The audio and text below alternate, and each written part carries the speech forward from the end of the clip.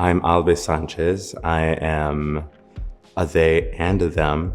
I would describe myself as a Latine Chicano living here in Minneapolis. I would also identify myself as just an artist that tries to fit into many modes of need throughout the things that I do. One of my favorite things to do, though, is to do events, to do staging, to do kind of immersive theatrical experiences.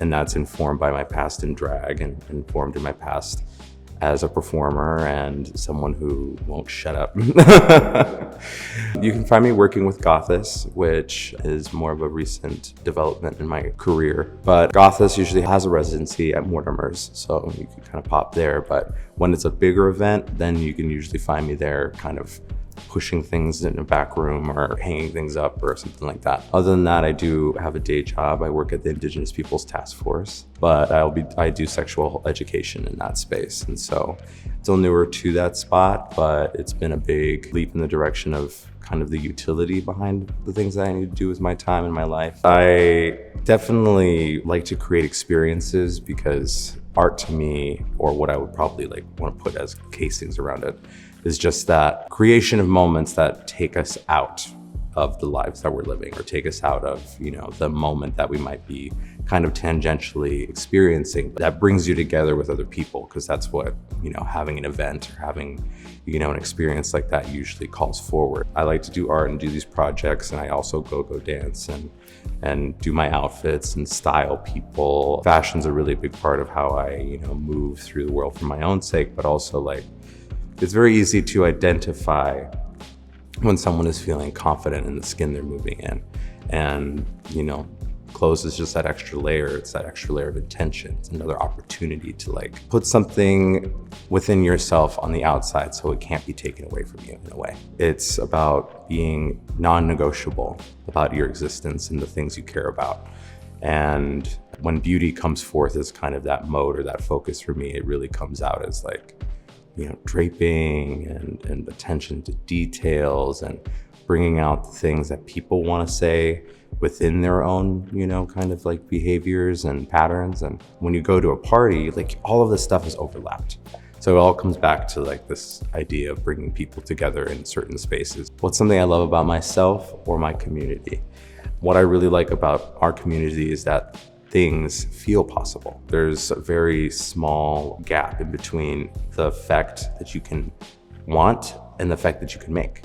And that happens because people are really close together. What I liked and now I didn't used to like was kind of how close people are about that. It's kind of, if you're outside of that closeness, you have a different experience. And it took me some time to kind of break into that. What I liked is that there's so many different groups that existed. And when I found Gothis, I felt really, accepted. Somebody came up to me and said, "Oh my God, you're the best dressed person here." And then I was like, I guess I'm goth then. I already knew it was goth, but in a way it was very affirming to feel accepted in that way. Truly in the past 3 years, the change of being I feel really isolated. I feel, all my family lives in Texas. So I'm just kind of up here on my own.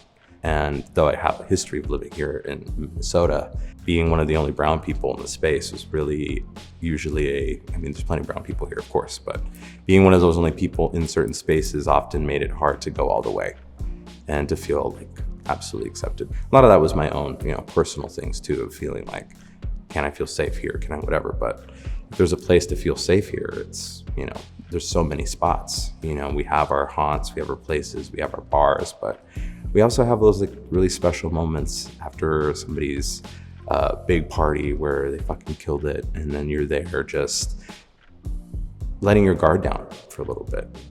That's probably one of the most valuable things in this community, is that there's places and spaces and people who you can let your guard down with. How can we tap into making those safe spaces for people? It's a practice of taking space. It's to affirm each other in that particular challenge of life, which is there's always people pushing back on how much you can exist.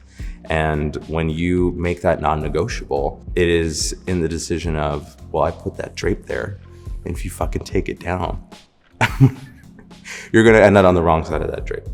when we make these decisions, like we paint our walls, or we, put on that outfit, or we decide to do our hair or change our body, or, inform the joy that we want to see through the vessel that we have to inhabit. Making that a spiritual thing, making it a grounding thing, making it a practice of how you negotiate existing, and giving yourself permission to be more often. That permission comes a lot in these events, or in these places, or in any place that really just maintains its space defiantly.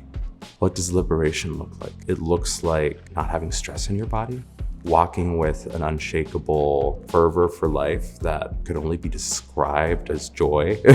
Like, it's really built on knowing you did your best because you did your best, and being completely in sync with this concept because your friends feel easy around you, your community feels easy around you, your work feels easy around you. These things, liberty to me is that given its box. It is a gift.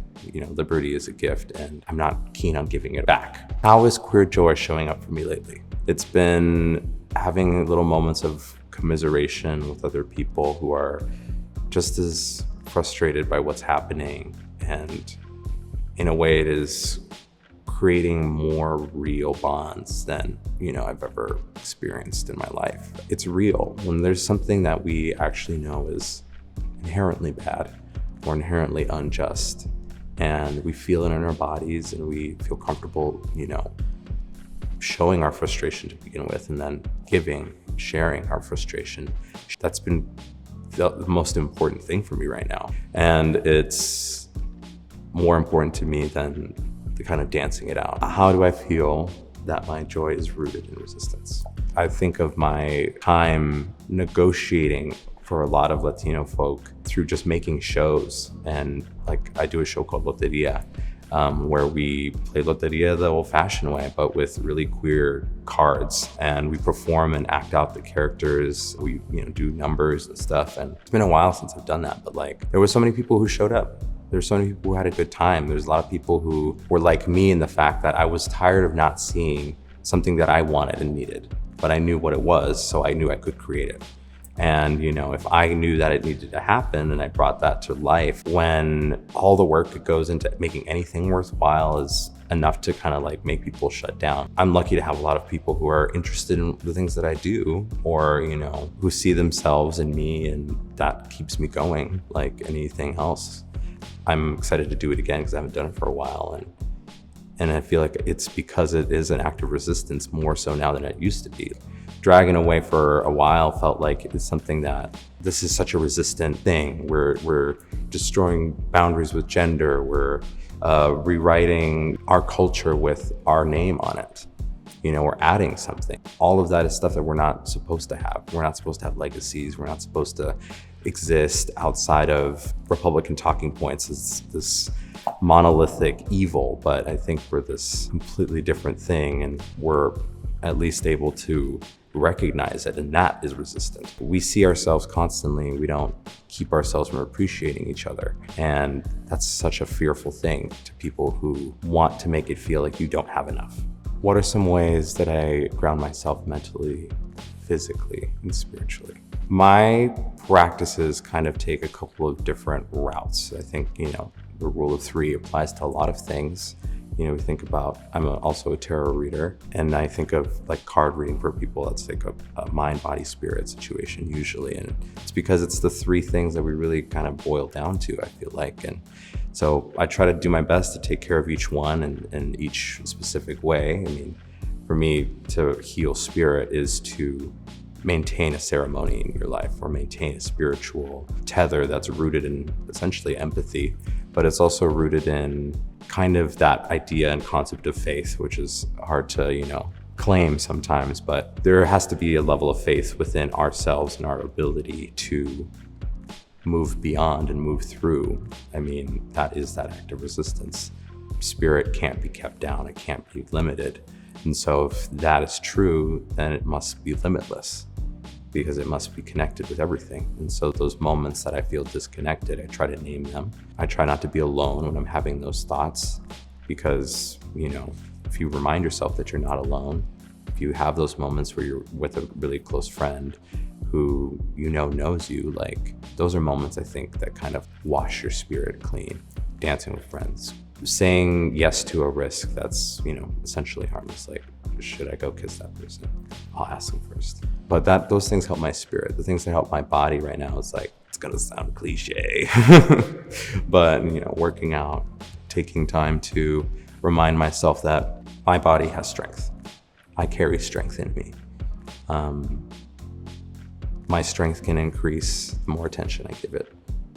It grounds me after like a long day of work, at least, going and not negotiating on it and really just working on things at a pace that makes sense for me, that I'm interested in, that I see results, but I'm not trying to blow my back out. I got bad knees still. Paying attention to my body in a way that is almost like if a friend were looking at you and be like, hey, wash your feet or, stretch a little bit deeper. What do I believe is important for queer people to learn or to hold on to right now? It does come down to like an idea of this concept of spiritual practice, ceremony, spiritualism, just like giving the spirit a place, giving the what isn't, giving the what could be. Obviously our generation grew up with a lot of like heroes and most generations do, but this concept of the right and wrong, like how do you negotiate that if you're not having conversations that are in at least some sort of spiritual lens? If we're not saying or writing these things down, making zines or telling stories or recording, interviews, this is part of that spiritual practice, even if you don't want to call it that. It's, permitting one's ideas to resonate and to be allowed and to not be impeded, at least to be with this idea of there can be, there might be, there is. That space kind of feels like spirit or spirituality to me. And so practice I think we need is to accept that if we were going to bring tradition into our life, it is only to help us to carry on something that is larger than us, to remind us that we are a part of a larger brushstroke of an impact, that we are part of something that other people are part of. Those are the things that spirituality gets right. And so that's what I think.